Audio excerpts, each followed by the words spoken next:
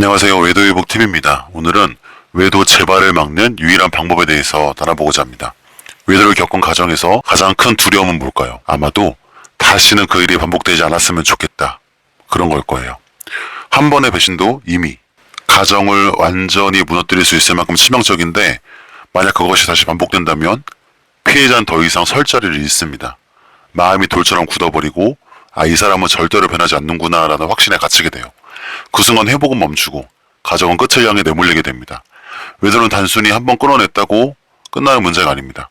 가해자는 정말 끝났다라고 말하지만 그 뒤에 아무런 장치도 변화도 책임도 세워두지 않았다면 외도는 얼마든지 다시 반복될 수 있죠. 외도는 불씨와 같아요. 겉으로 보기엔 꺼진 것처럼 보이지만 속에는 작은 불씨가 여전히 남아있습니다. 바람이 살짝만 불어도 다시 활활 타오르기 시작해요. 그래서 중요한 건 재발을 막는 거예요. 재발만 막아낼 수 있다면 가정은 다시 회복의 길로 들어설 수 있어요.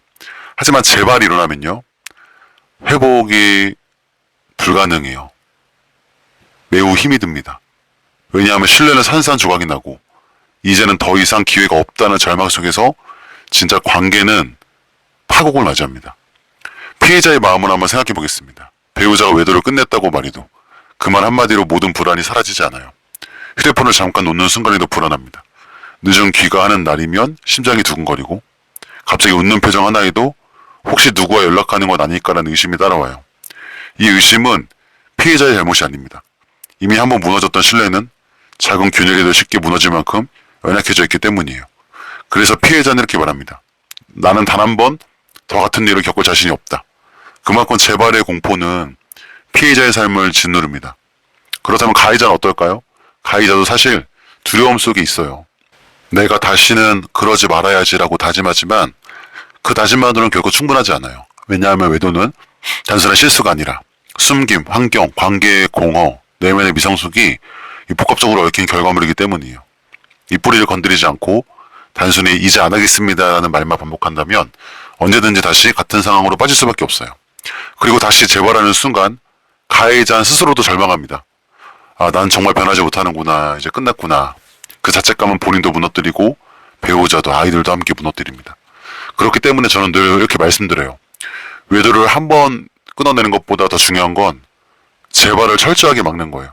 외도를 끊었다고 안심하는 건 착각입니다. 끊은 뒤에 아무런 장치를 두지 않는다면 그건 단순히 폭풍전의 고요일 뿐이에요. 겉으론 평화로워 보여도 안에서는 언제든지 같은 일이 반복될 위험이 도사리고 있는 거예요.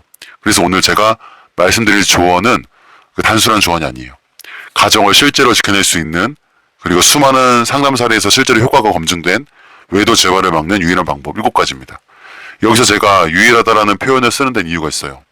다른 길은 없습니다. 다른 우회로도 없어요. 이 기준을 세우지 않는다면 외도는 언제든지 다시 찾아올 수가 있습니다. 하지만 반대로 이 기준들을 삶 속에 실제로 심어 놓는다면 불안은 점차 줄어들고 신뢰는 다시 쌓여갈 것이고 무너졌던 가정도 다시 회복할 수 있을 거예요. 첫째, 완전한 단절. 외도 재발을 막는 가장 첫 번째 방법은 그것은 바로 완전한 단절이에요. 외도라는 건 단순히 끝났다는 말로 끝나지 않습니다. 상대방과의 연결고리가 단 하나라도 남아있다면 그건 언제든 다시 불타오를 수 있는 불씨와 같아요. 이 전화번호부에 저장된 이름 하나, 카톡 대화창 하나, 혹은 직장에서 마주칠 수밖에 없는 구조, 이 모든 게 사실 재발의 위험 요소예요. 많은 분들이 저에게 이렇게 말씀하십니다. 아니 이제 연락이 안 해요. 그냥 번호만 남아있을 뿐이에요. 같이 근무하는데 어떻게 단절을 해요? 그냥 필요할 때만 말할 뿐이에요. 근데 여러분, 여기서 제가 정말 단호하게 말씀드릴게요. 그 정도로는 부족해요. 외도는 그렇게 느슨하게 끊어내도 다시 이어집니다. 왜냐하면 사람의 마음은 생각보다 약하고 유혹은 생각보다 쉽게 다시 다가오기 때문이에요. 외도를 했던 사람의 뇌와 마음에는 이미 기억이 남아 있습니다. 같이 웃었던 순간, 함께 했던 감정, 그리고 그때의 설렘. 이 기억은 작은 자극만으로 순식간에 깨어나요. 단순히 메시지 하나만 놔도 이 사람 아직 나를 생각하네? 라는 착각이 옵니다. 직장에서 마주쳐도 눈빛이 딱 스치기만 해도 그 순간 감정은 다시 살아나요. 이게 바로 외도의 무서운 점입니다. 끊어냈다고 생각하지만 끊어진 게 아니라 잠시 멈춘 것일 뿐인 경우가 너무 많습니다. 그래서 재발을 막기 위해선 완전한 단절이 필수예요. 전화번호 삭제는 당연하고요. 카톡 차단, SNS 언팔로우, 직장 내에서 불필요한 대화하는 단어의 거절, 모든 연결고리 실제로 완전히 철저하게 끊어내야 되고, 될 수 있으면 물리적으로 멀어져야 되고, 너무 힘들면 휴직하거나 인사발령이 나거나 그만둬야 됩니다. 이 정도는 괜찮겠지라는 작은 예외는 절대 허용되지 않습니다. 틈을 주면 다시 만나고 가정은 다 무너지는 거예요. 그 작은 틈이 결국 불씨가 돼가지고 모든 가정이 풍비박산이 납니다. 물론 현실적으로 직장에서 같이 일해야 되는 경우도 있습니다. 그럴 땐 더 철저하게 원칙을 세워야 됩니다. 업무의 대화 금지, 개인적인 교류 전면 차단 원칙을 세워야 됩니다.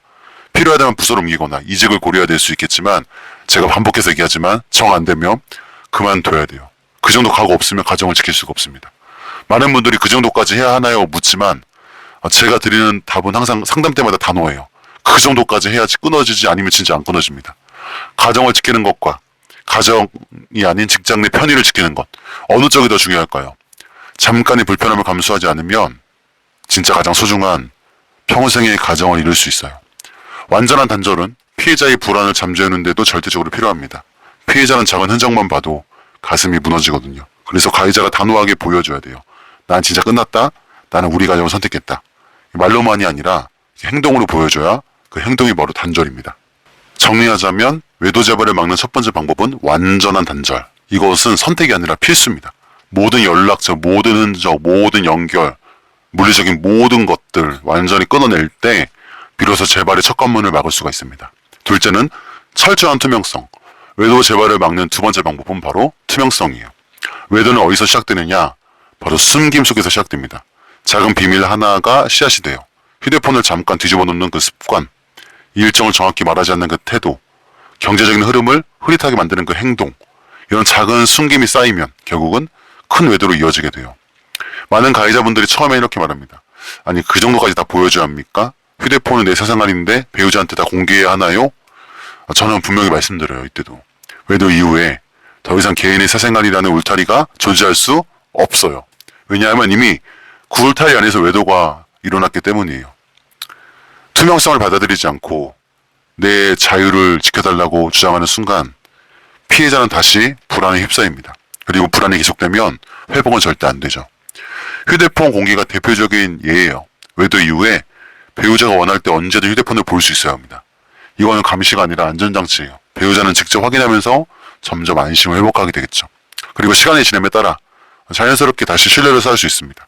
일정 공유도 마찬가지입니다. 오늘 누구를 만나는지, 어디서 어떤 일을 보내는지 투명하게 공유하는 것만으로도 의심의 여지를 차단할 수 있어요. 경제적 투명성 역시 중요합니다. 외도는 종종 돈의 흐름 속에서 드러납니다. 카드 사용 내역, 현금 지출, 계좌 이체, 이 모든 게 배우자에게 오픈될 때 더 이상 숨길 수 없다는 사실이 가해자 스스로에게도 경계심을 줍니다. 처음에는 당연 불편하죠. 가해자는 나는 도둑도 아닌데 왜 매번 검사받아야 하냐는 기분이 들 수가 있겠죠. 하지만 이 과정을 거치지 않으면 피해자는 절대로 안심하지 못합니다. 결국 피해자는 늘 불안에 떨고 그 불안은 또 다른 갈등으로 이어지죠. 그러면 결국 둘 사이에 틈이 생기고 그 틈이 또 재발로 이어지는 거예요. 투명성이라는 것은 감옥에 갇히는 게 아닙니다. 오히려 진짜 자유를 회복하는 길이죠. 왜냐하면 투명성은 불신을 없애주고 불신이 사라질 때까지 진짜 자유가 다시 돌아오기 때문입니다. 나는 언제든 보여줄 수 있다는 태도는 가해자의 변화된 모습을 가장 강력하게 증명하는 행동이에요. 피해자는 그 행동을 보면서 마음을 그 긴장을 풀게 되고 점점 이제는 믿어도 되는구나라는 안도감을 느끼죠. 정리하자면 외도 재발을 막는 두 번째 방법은 철저한 투명성, 숨김이 있는 한 외도는 언제든 다시 시작될 수 있다는 거예요. 핸드폰 일정, 경제생활까지 전부 드러내고 투명하게 열어놓는 순간 비로소 신뢰가 다시 세워지고 재발의 길은 차단됩니다. 셋째는 부부관계 회복이에요. 외도 재발을 막는 세 번째 방법은 바로 부부관계 회복이에요. 외도가 왜 생기는지 곰곰이 생각해보면 이게 단순한 유혹 때문만이 아닙니다. 유혹은 언제나 주변에 있어요. 하지만 모든 사람이 거기 넘어가진 않죠. 넘어가는 사람은 결국 마음에 그 빈 공간이 있기 때문이에요. 빈 공간은 무엇일까요? 결혼한 사람에게 빈 공간이란 그거예요. 배우자와의 대화가 끊어진 공간, 함께 웃고 즐길 시간이 사라진 공간, 서로 바라보던 시선이 무뎌진 공간, 이런 공허함이 커지면 다른 누군가가 다가올 때 쉽게 흔들리게 되는 거예요. 그래서 외도를 끌어냈다 하더라도 그 뒤에 부부 사이가 회복되지 않으면 그 공허한 공간이 여전히 비어 있어요. 그리고 그 공간은 언제든 다시 다른 누군가로 채워질 위험이 있습니다. 즉 부부관계 회복 없이는 재발 방지란 불가능해요. 그렇다면 어떻게 회복해야 될까요? 여기에는 거창한 방법이 필요하지 않습니다. 자꾸 구체적인 그 습관이 중요해요. 뭐 가령 하루 10분 대화, 뭐 그날 있었던 일, 느낀 감정을 나누는 짧은 시간이면 충분해요. 또 한 달에 한 번 데이트, 뭐 아이를 맡기고 오롯이 이 부부만 시간을 보내는 거예요. 뭐 스킨십을 회복하는 거 너무 당연하죠. 꼭 성적인 것만은 아닙니다. 뭐 손잡는 거, 포옹하는 거, 가볍게 어깨를 토닥여 주는 것, 이거 자연스럽게 안 되면 진짜 억지로라도 해야 됩니다. 이런 작은 접촉이 마음의 거리를 좁혀줘요. 자, 이런 습관이 쌓이면 진짜 서서히 관계 온기가 돌아와요. 그 온기가 돌아와야 외도가 다시 끼어들 자리가 서서히 사라집니다. 여기서 중요한 건 피해자와 가해자 모두의 노력이에요. 피해자는 당연히 여전히 상처가 아프기 때문에 난 아직 힘들다라는 방어적인 태도를 취할 수 있습니다. 근데 하지만 그럴수록 오히려 가해자가 더 적극적으로 다가와야 돼요. 말 한마디라도, 답변이 차갑더라도 오늘 하루 어땠어? 내가 도와줄 거 없어? 이런 질문이 관계를 다시 붙여줘요. 그리고 피해자도 조금씩은 어렵지만 배우자의 진심 어린 변화를 받아줄 준비가 필요합니다. 처음부터 크게 마음을 열어줄 순 없지만 작은 변화라도 인정해주고 작은 행동에도 고마워라고 말해주는 순간 관계는 눈에 띄게 달라져요. 사실 외도 재발은 부부 사이의 공허에서 또 시작하거든요. 서로의 관계가 단단하게 이어져 있으면 아무리 외부의 유혹이 다가와도 쉽게 뚫고 들어오지 못합니다. 하지만 관계가 비어 있으면 이 작은 틈새 하나로도 무너져 버리죠. 자, 그러니까 부부관계를 회복하는 건 선택이 아니라 필수예요. 관계 회복 없이는 재발 방지는 결코 불가능합니다. 자, 외도 재발을 막는 세 번째 방법은 부부관계 회복. 외도를 끊어내는 것만으로는 부족해요. 대화, 시간, 스킨십. 이 작은 습관들이 부부 사이의 공간을 다시 채울 때 외도는 들어올 자리를 잃고 가정은 진짜 회복의 길로 들어서게 됩니다. 넷째는 환경 차단이에요. 외도 재발을 막는 네 번째 방법은 바로 환경 차단이에요. 사람의 마음은 결심만으로는 결코 지켜지지 않습니다. 난 다시 안 할 거야. 100번 다짐해도 환경이 그대로라면 그 다짐은 무너지기 쉬워요. 왜냐하면 외도는 마음속 결심보다 환경의 힘에 더 크게 지배받기 때문이에요. 외도가 자주 반복되는 사람들을 보면 공통적으로 위험한 환경을 여전히 붙잡고 있는 경우가 많습니다. 늦은 밤, 잦은 술자리, 필요한 이성교류, 출장이라는 이름의 빈틈, 혼자만의 긴 시간. 이런 환경은 언제든 다시 외도의 불씨가 되곤 합니다. 특히 술은 경계심을 흐리게 하고 늦은 밤의 대화는 친밀감을 빠르게 높이죠. 그냥 동료일 뿐이야, 그냥 친구야라는 자기 합리화 속에서 외도는 다시 시작되는 거예요. 많은 가해자분들이 이렇게 말해요. 저는 결심했어요. 다시는 안 합니다. 하지만 저는 이렇게 대답합니다. 결심은 중요하지만 환경을 바꾸지 않으면 다시 흔들린다. 결심이 강한 사람도 환경이 무너지면 쉽게 넘어집니다. 반대로 결심이 약한 사람도 환경이 안전하면 유혹에 덜 흔들려요. 결국 환경이 결심보다 더 강력한 방패라는 거예요. 자, 그럼 어떻게 될까요? 위험한 자리를 미리 차단하는 거예요. 술자리를 줄이고 특별히 늦게까지 남는 회식을 피하는 거예요. 그 자리에 가지 않는 것만으로도 절반을 예방할 수 있습니다. 불필요한 이성교류를 줄여야 돼요. 일과 관련 없는 개인적인 연락, 단둘이 만나는 그 약속, 이런 것들은 작은 오해와 큰 파국의 씨앗이 돼요. 생활 루틴을 배우자와 공유해야 됩니다. 오늘 누구를 만나는지, 언제 귀가하는지 미리 말하고 공유하는 것만으로도 유혹의 틈은 크게 줄어들어요. 물론 현실적으로 다 끊기 힘들다라고 말할 수 있어요. 하지만 여기서 다시 한 번 더 생각해 봐야 돼요. 내 직장 생활과 인간관계가 더 중요한가 아니면 내 가정이 더 중요한가. 잠깐의 인간관계의 그 편의 때문에 평생의 가정을 잃는다면 그것만큼 어리석은 선택은 없겠죠. 피해자 입장에서도 이 환경 차단은 아주 큰 의미가 있어요. 배우자가 위험한 환경을 스스로 멀리하는 모습을 볼 때 피해자는 스스로 안심하게 됩니다. 아, 저 사람이 이제 정말 변했구나. 다시는 같은 길을 가지 않으려고 하는구나. 이 메시지가 행동으로 확인될 때 불안은 조금씩 가라앉습니다. 정리하자면 외도 재발을 막는 네 번째 방법은 환경 차단이에요. 다짐과 결심만으로는 부족합니다. 환경이 달라져야지만 다짐이 지켜지는 거예요. 위험한 자리를 미리 차단하고 불필요한 이성교류를 끊고 생활 루틴을 배우자와 공유할 때 외도의 불씨는 다시 살아나지 못합니다. 다섯 번째, 내면 성장. 외도 재발을 막는 다섯 번째 방법은 바로 내면의 성장이에요. 외도라는 건 단순히 실수로 벌어진 사건이 아닙니다. 잠깐의 유혹 때문도 아니고 순간의 충동 때문만도 아니에요. 그 뿌리를 깊이 들여다보면 결국은 내면의 미성숙과 공허함에서 비롯됩니다. 많은 가해자분들이 이렇게 말씀하세요. 저는 순간의 실수였어요. 다시는 안 할 겁니다. 이미 다짐했어요. 하지만 저는 상담을 하면서 수없이 보았어요. 다짐만으로는 절대로 재발을 막을 수 없다는 것을 봤어요. 그래서 안 해야겠다고 했지만 또 연락 와서 또 만나서 또 연락 오는 경우가 있어요. 왜냐하면 마음의 밑바닥에 있는 문제를 그대로 둔 채로는 언제든지 같은 상황이 그 외도 재발이 반복되기 때문입니다. 내면의 공허는 어떻게 생길까요? 배우자와의 관계에서 채워지지 않는 그 감정, 그리고 인정받고 싶다는 그 욕구, 외로움과 불만, 혹은 자기 가치에 대한 낮은 자존감, 이런 감정들이 채워지지 않은 채로 남아있으면 누군가 조금만 따뜻하게 다가와도 그 공허가 한순간에 끌려가게 만듭니다. 그래서 외도를 끊어내는 것만으로는 부족합니다. 그 빈 공간을 자기 성장으로 채워야만 다시 흔들리지 않아요. 책을 읽고 상담을 받고 자기 성찰을 멈추지 않아야 됩니다. 왜 내가 외도에 끌렸는지, 내 안에 부족함이 무엇이었는지를 스스로 직면하고 인정해야 돼요. 근데 이 과정은 쉽진 않습니다. 때로는 자존심이 상하고, 때로는 나는 왜 이렇게 부족했을까라는 자책감에 무너질 수도 있어요. 하지만 그 과정을 피하면 결국 다시 같은 자리에 돌아가게 돼요. 내면의 성장은 구체적인 실천에서 시작됩니다. 하루에 잠깐이라도 스스로를 돌아보는 시간을 가지는 거. 감정 일기를 써서 오늘 내가 느낀 불안과 분노, 외로움을 정리하는 거. 배우자와의 대화 속에서 솔직하게 내 약점을 인정하고 공유하는 거. 필요하다면 이 상담을 통해 자기 성찰을 돕는 장치를 만드는 거. 이런 작은 실천들이 쌓이면 마음의 근육이 자라나겠죠. 그 근육이 자랄 때 유혹이 와도 쉽게 흔들리지 않게 됩니다. 내면 성장은 단순히 가해자 자신을 위한 것만 아니에요. 가정을 지키기 위한 가장 확실한 울타리이기도 합니다.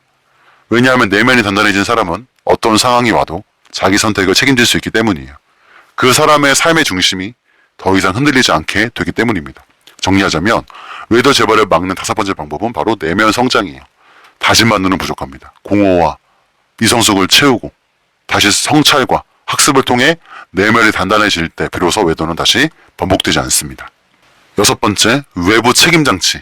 외도 재발을 막는 6번째 방법은 바로 외부 책임장치예요. 결심은 혼자 있을 때 가장 쉽게 무너집니다. 난 다시는 안 할 거야 라고 아무리 다짐해도 누군가 지켜보고 있지 않으면 그 다짐은 어느 순간 희미해지죠. 그래서 외도 재발을 막으려면 혼자의 결심을 넘어서는 그 장치가 필요합니다. 그게 바로 외부 책임장치예요. 많은 가해자분들이 이렇게 말씀하십니다. 저는 진심으로 반성했고 다신 절대 네버 안 할 겁니다. 하지만 시간이 지나면 그 다짐은 점점 약해져요. 유혹이 찾아오면 이번 한 번쯤은 괜찮겠지라는 자기 합리화가 스며들어요. 그 순간을 붙잡아주는 것이 바로 외부의 눈입니다. 외부 책임장치는 여러 방식으로 만들 수가 있어요. 상담가나 멘토에게 일주일에 한 번씩 상담받거나 점검을 받는 거예요. 그리고 내가 지금 어떤 상태인지 코멘트를 받고 피드백을 받고 이야기를 나누는 거죠. 한 달에 한 번이라도 상담을 거고 신뢰할 수 있는 멘토와 만나서 지금 내 상태가 어떤지, 관계가 어떻게 변하고 있는지 점검을 받는 겁니다. 이 누군가가 나를 이렇게 관리해주고 지켜보고 있다는 사실만으로도 순간의 유혹을 이겨낼 힘이 커집니다. 그리고 공식적인 약속을 세우는 거예요.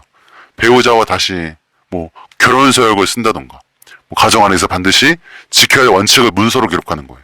글로 쓰고 설명하고 두 사람이 함께 확인할 때 이 마음속 다짐은 단순한 말이 아니라 현실적인 약속으로 바뀝니다. 가족이나 신뢰할 만한 공동체와도 연결하는 게 필요해요. 때로는 가까운 가족, 믿을 수 있는 공동체와의 연결이 강력한 울타리가 됩니다. 교회 모임도 괜찮고요. 나는 우리 가정을 끝까지 지키겠다라는 약속을 누군가와 나누면 그 약속은 쉽게 무너지지 않습니다. 피해자의 입장에서 이 외부 책임 장치는 엄청난 의미가 있어요. 피해자는 늘 불안하거든요. 이 사람이 정말 변한 걸까? 혹시 또 숨기고 있는 건 아닐까? 근데 배우자가 외부 책임 장치를 두면 피해자는 처음으로 안심할 수가 있어요. 혼자만의 결심이 아니구나. 누군가 함께 지켜주고 있구나. 이 확신이 들어올 때 피해자의 마음은 조금씩 안정이 돼요. 가해자 입장에서도 외부 책임 장치는 든든한 안전망이 됩니다. 혼자서는 쉽게 무너질 수 있지만 외부의 눈이 있다는 사실만으로도 스스로 조심하게 되거든요. 이것이 재발을 막는 가장 현실적이고 효과적인 방법 중 하나예요. 외도 재발을 막는 6번째 방법은 외부 책임 장치예요. 혼자의 결심은 언제든 흔들립니다. 하지만 상담가, 멘토, 공동체, 공식적인 약속과 서약 같은 외부 장치를 둘 때 그 결심은 강력한 안전망으로 바뀌고 재발의 길은 단단히 차단됩니다. 마지막 7번째, 가정 중심의 삶. 외도 재발을 막는 마지막 방법은 7번째는 바로 가정 중심의 삶입니다. 외도가 왜 다시 일어날까요? 사실 이유는 단순합니다. 삶의 중심이 가정이 아니라 자기 자신에 있기 때문이에요. 가정보다는 내 기분, 내 욕구, 내 만족을 먼저 생각하면 외도는 또다시 시작이 됩니다. 나는 외로웠다. 난 인정받고 싶었다. 나는 좀 더 즐거워지고 싶었다. 이런 마음은 누구에게나 있을 수 있어요. 근데 그 마음을 배우자와 아이들에게서 채우지 않고 다른 사람에게 가서 달래려고 할 때 이제 문제가 시작되는 거예요. 잠깐은 달콤할지 몰라도 결국 그 선택이 나를 무너뜨리고 내 배우자를 무너뜨리고 내 아이들까지 아프게 만들게 됩니다. 자, 많은 사람들이 이렇게 말합니다. 나는 가정을 사랑해. 하지만 나도 내 인생이 필요해. 맞는 말이에요. 자기 자신을 돌보는 거 정말 필요합니다. 근데 그 돌봄이 가정을 외롭게 하고 상처 주는 방식으로 나타나면 그건 돌봄이 아니라 파괴겠죠. 진짜 자기 돌봄은 내 가정을 더 건강하게 만드는 거예요. 내가 책을 읽고 운동을 하고 성장하는 이유, 결국엔 가족에게 더 따뜻한 사람이 되기 위해서여야만 합니다. 내 기분만 채우기 위해 다른 사람과 달려가는 건 결국 내 자신을 더 외롭게 만들 뿐이에요. 그래서 우리는 늘 이 질문을 붙잡아야 됩니다. 나는 무엇을 위해 살고 있는가? 내 삶에서 가장 중요한 가치는 무엇인가? 그 답이 가정이 되어야 해요. 가정. 말로만 가정이 소중하다고 하는 게 아니라 내 하루하루의 선택이 진짜 그렇게 드러나야 됩니다. 오늘 내가 하는 선택이 우리 가정을 세우는 선택인지 아니면 조금씩 무너뜨리는 선택인지 스스로 물어봐야 돼요. 예를 들면 직장에서 중요한 약속이 생겼는데 가족과의 시간이 겹쳤을 때 나는 어디에 선택을 하는가? 술자리나 친구 모임보다 배우자와 아이들과의 시간을 우선할 수 있는가? 순간적인 쾌락이나 달콤한 유혹보다 아이의 웃음과 배우자의 미소를 더 귀하게 여기는가? 이 선택들이 쌓여서 내 인생의 방향을 결정하는 거예요. 가정을 중심에 두는 삶은 거창하지 않습니다. 아이와 눈을 맞추고 웃는 그 짧은 시간, 배우자와 차 한잔 나누며 대화하는 순간, 함께 산책하면서 손을 잡는 작은 습관, 이런 것들이 모여서 가족을 지키는 힘이 돼요. 부부가 함께 앉아서 우리는 어떤 일이 있어도 이 가정을 끝까지 지킨다는 그 약속을 종이에 적고 집에 붙여두고 가끔 소리와 함께 읽는 것만으로도 큰 힘이 돼요. 그 약속이 단순한 말이 아니라 행동으로 이어질 때 다시는 같은 실수를 반복하지 않게 돼요.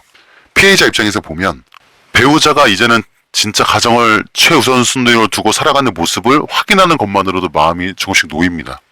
이제는 우리를 먼저 생각하는구나. 이 믿음이 들어올 때 불안이 사라지고 신뢰가 자라나요. 가해자 입장에서도 마찬가지예요. 가정을 중심에 두면 외도가 주는 잠깐의 달콤함은 더 이상 매력적으로 보이지 않습니다.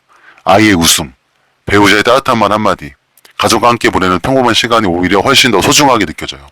그 순간 유혹은 힘을 잃고 가정은 점점 단단한 울타리가 됩니다. 결국 외도 재발을 막는 길은 어렵지 않아요. 삶의 중심을 다시 가정으로 돌려놓는 거예요. 말로만 가정이 소중하다고 하는 게 아니라 행동으로, 일상으로, 습관으로 가정을 최우선의 자리에 두는 거예요. 그럴 때 외도는 더 이상 설 자리를 찾지 못합니다. 그리고 그 순간부터 비로소 진짜 회복이 시작돼요. 외도를 겪는 가정에서 가장 큰 두려움, 그것은 혹시 또 반복되지 않을까 하는 불안이겠죠. 한 번의 배신만으로 가정은 산산조각이 납니다. 근데 그 일이 반복된다? 회복을 위해 쌓아온 모든 노력은 다시 무너지고 처음부터 다시 시작하거나 그때는 정말 끝입니다. 그래서 우리는 반드시 끊어내는 것에서 멈추지 않고 다시 반복되지 않도록 삶의 방향을 바꿔야 돼요. 재발을 막는다는 것, 이건 단순히 다시 안 하겠다는 말 한마디로 되는 게 아닙니다. 말은 쉽게 할 수 있지만 사람의 그 마음은 약하고 환경은 언제든 흔들릴 수 있어요. 그래서 말이 아니라 행동과 습관 그리고 삶의 기준 전체를 바꿔야 됩니다. 그 과정이 처음에는 불편하고 힘들 수 있어요. 서로 감시하는 것처럼 느껴지고 자유가 줄어든 것처럼 느껴지고 그래서 그 과정이 불편하죠. 이전과는 다른 낯선 긴장감이 생깁니다. 하지만 그 불편함을 피하고 싶다고 해서 원래 방식으로 돌아가면 결국 다시 같은 길을 걷게 돼요. 불안은 사라지지 않고 상처는 덧나고 작은 균열을 또다시 외도의 문을 열어버립니다. 재발을 막는 길은 결국 삶의 중심을 어디에 두느냐의 문제예요. 순간의 기분을 쫓을 것인가 아니면 가정을 지킬 것인가, 내 욕구를 먼저 세울 것인가 아니면 배우자와 아이들을 먼저 생각할 것인가. 이 선택에서 흔들린다면 언제든 다시 잘못된 길로 빠질 수가 있어요. 하지만 선택의 기준이 분명히 가정으로 향한다면 어떤 유혹이 다가와도 발걸음을 멈출 수 있습니다. 아이의 웃음, 배우자의 눈물, 가족의 따뜻한 저녁 식탁이 순간의 달콤한 유혹보다 더 소중하게 다가온다면 그때부터 외도는 더 이상 힘을 쓰지 못하게 됩니다. 외도를 경험한 가정은 이전으로 완전히 돌아갈 수 없습니다. 상처는 남죠. 하지만 그렇다고 끝은 아닙니다. 오히려 그 과정을 통해 서로에게 더 진실해지고 더 단단해질 수 있어요. 넘어졌지만 다시 일어나고 무너졌지만 다시 세우는 그 과정 속에서 이전보다 더 깊은 신뢰가 만들어질 수가 있습니다. 상처가 흔적으로 남는다고 해서 회복이 불가능한 건 아닙니다. 오히려 그 흔적은 다시는 같은 길을 가지 않게 해주는 강력한 경고가 돼요. 그러니 절대로 포기하지 마세요. 회복은 멀고 힘들 수 있어요. 오래 걸리니까요. 하지만 분명히 가능해요. 그런 사례를 저는 수도 없이 많이 봤고 지금도 보고 있습니다. 불안과 의심이 여전히 따라올 수 있어요. 그러나 한 걸음씩 올바른 방향으로 나아간다면 그 불안은 조금씩 줄어들고 신뢰는 조금씩 자라나고 결국 평안이 찾아옵니다. 포기하지 않고 끝까지 붙잡으면 무너졌던 가정도 다시 일어설 수 있어요. 지금 이 순간 스스로에게 다짐해 보세요. 나는 내 가정을 끝까지 지키겠다. 마음속으로 한번 다시 얘기해 보세요. 나는 내 가정을 끝까지 지키겠다. 다시는 같은 잘못을 반복하지 않겠다. 내 삶의 중심은 내 가족이다. 마음속으로 한번 해보세요. 이 다짐은 단순한 말이 아니라 앞으로의 삶을 지켜내는 울타리가 될 거예요. 그리고 그 울타리 안에서 여러분의 가정은 다시 숨을 쉬게 될 거예요. 절망 대신 희망이, 불안 대신 확신이, 상처 대신 회복이 자리 잡게 될 거예요. 외도는 끝났다고 하는 그 말로 끝나는 게 아닙니다. 진짜 끝은 다시는 반복되지 않을 때 찾아와요. 여러분의 그 선택이, 여러분의 그 다짐이, 그리고 여러분의 그 작은 행동 하나가 그 끝을 만들고 동시에 새로운 시작을 열어줄 거예요. 그러니 오늘부터, 지금부터 내 삶의 중심을 가정으로 돌려놓으세요. 그 순간부터 진짜 회복은 시작됩니다. 감사합니다.